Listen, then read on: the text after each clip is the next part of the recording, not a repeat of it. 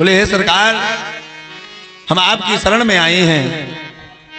हमें पता है कि आप जो दंड देते हैं वह व्यक्ति के सुधारने के लिए देते हैं, परंतु यह चले जाएंगे, मर जाएंगे, हम क्या करेंगे। भगवान ने कहा इससे कहो यहां से निकले। नाग ने, कालिया नाग ने भगवान से क्षमा याचना करी। भगवान ने कहा यहां क्यों आए। बोले महाराज, गरुड़ के डर के कारण मैंने अपना द्वीप छोड़ करके यहां आकर के बैठा। क्यों।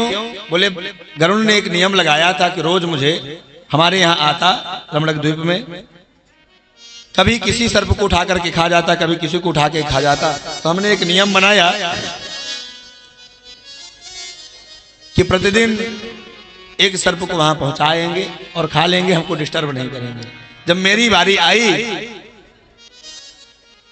तो मैं नहीं गया, जिसके कारण वो क्रोध के कारण मुझे मारना चाहते, तो मैं यहां आ गया।